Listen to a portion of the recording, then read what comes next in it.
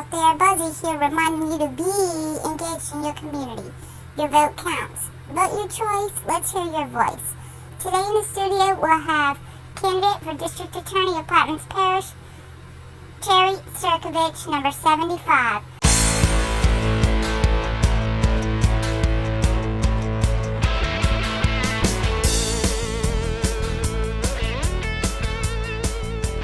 So let's get on with the show and be informed. We are here in the Imaginarium studios today with DA candidate Terry Sercovich. Thank you, Mr. Sercovich, for joining us in the studio today. We are honored to have you here to sit and talk. Well, thanks for inviting me. So when we prepared for these interviews, we realized that there are a lot of people of all ages who don't exactly understand what the DA does. So can you explain to us and to all of our viewers the role of District Attorney in the judicial process? Well, the District Attorney is just part of the criminal justice system in Plaquemines Parish. Obviously, you have the DA, the judges, and the Sheriff's Office. The DA's main responsibility is he reviews the arrest reports and all the arrests of the Sheriff's Office, and he decides whether he's going to accept charges on those particular arrests. That's his main job, and he prosecutes them, meaning he's the guy that takes them to trial, or he's the guy that enters into plea bargains with them. The sheriff is the main body that makes the arrests, makes the cases, puts the cases together, presents it to the DA to review. And the DA has discretion to not accept a case. He can put a person in diversion, even though they have enough evidence to prosecute. He can still put the person in diversion, especially first-time offenders and all. But the main job for the DA is to review the Sheriff's Office records, the arrest reports and all, decide if he's going to prosecute them, and then he does all the prosecution before the two judges we have. We have two divisions of court in Plaquemines Parish. Okay, thank you for that. Okay, our next question for you is, what do you see as the biggest challenge facing the DA office today, and how do you plan to address it? Well, there's several big challenges. One is budget, which is very important in today's world. The district attorney has to live within a budget that the parish provides him. He has his own self-generating funds, but it wouldn't be enough to actually cover all of the expenses of the district attorney's office. So he's going to have to adjust to the shortfalls of the parish at this time. Obviously, the other biggest issues is on the crime side is we still have, you want to say, a skyrocketing drug issue in the parish. But that's not just here, that's everywhere. That's across the United States, across the country, across the planet.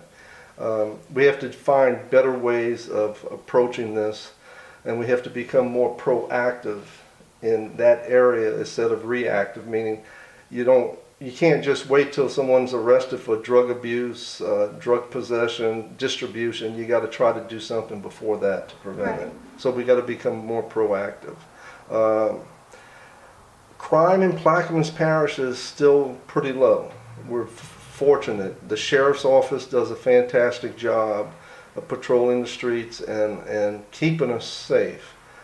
So with that, I have 18 years experience with the Sheriff's Office. I've worked for 4 sheriffs: Sheriff Hingle, Sheriff Mike LaFrance when he took Sheriff Hingle's place, Sheriff Lonnie Greco, and Sheriff Jerry Tillage. So I have a lot of experience with the Sheriff's Office, and I can bring that to the DA's office to make us work even better as a team, because criminal justice system is a team effort. It's not just the DA or the sheriff.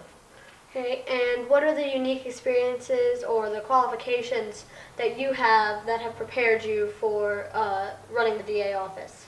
Well, what I just mentioned is one of them. 18 years experience with the Sheriff's Office.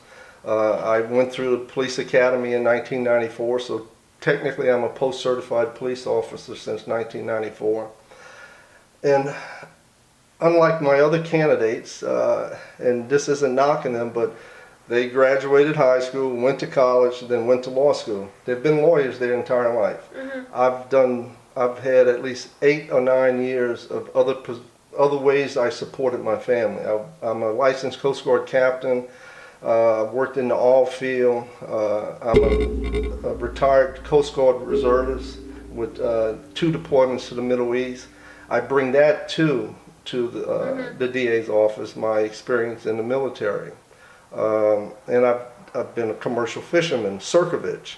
We're the Yugoslavian, Croatian people that mainly brought the oyster industry into Plaquemines Parish. So I've done that. I've done numerous other things. So I'm like a multiple dimensional person while the other ones are single dimensional. Okay. Next, can you walk us through the process? So, like, for example, once an arrest has been made, Yes. What happens next? When does the DA come into play in the process? All right, an arrest, let's just say arrest is made. When you got an arrest without a warrant and an arrest with a warrant. Arrest is made, the person is picked up. He's going to be magistrated at some point. It's a time limit for him to be magistrated. And that's where he goes before a judge and the judge sets a bond. Or he doesn't set a bond depending on the charge. And if it's so serious that the person arrested is a threat to himself or a threat to the general public, he could hold him without a bond. But 99% of the time they set a bond. The DA can show up at those hearings. It's not totally necessary, but he can show up to make sure the bonds are sufficient for the crime charged. And then the DA will, at some point in time, receive, as we had talked earlier, he will receive the arrest report with all of the probable cause for making the arrest. He will review it and he'll decide whether he's going to accept the charges as they were filed. He could reduce the charges or he could make the charges higher. And also, like I said, he can put the person in diversion. No process to charge, put him in diversion. If he completes diversion, the charges are dismissed or not accepted, period. So that's what the process, he brings it to the court. Say the say the defendant, he went through that initial process, he got out on bail, and he's fighting the charges. So the district attorney sets it up for motion hearings where the defendant can file motions to suppress evidence, suppress a confession, look for evidence that the state's going to use against him, and the state has to provide all of that. And once that is over with, the DA offers what they call a pretrial date, where the DA and the defendant, along with his attorney, if he's represented by an attorney, will just look at a possible plea bargain. If the DA had to try every case that comes before him, they would have back dockets decades old. It's impossible to do it. That's why you have plea bargain. It's a necessary tool of the DA's office. With that, if the guy still doesn't want a plea bargain, then you set it for trial. And it could be a jury trial or a bench trial. It's up to the defendant. The defendant chooses that. And if it goes to trial, the DA prosecutes it, presents the evidence, brings in his witnesses to show that the guy did or the woman did the crime they were arrested for, and then the jury decides or the judge decides. Okay. Thank you for that explanation. All right. Yeah. Our last question for you is a question that we ask every guest that comes on to the show. If you could travel back in time and give yourself advice at the age of 16, what would you tell yourself?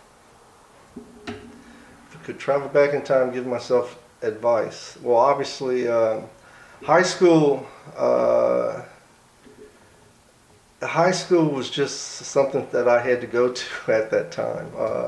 I didn't really put much of an effort into it. I was a football player, track, did all that sports stuff, and that was my priority. I would have definitely done more academically and prepared myself better than I did. Other than that, there's not much. I would have went into service. I didn't go into the Coast Guard till I was 36 years old. That was the last year I could have went.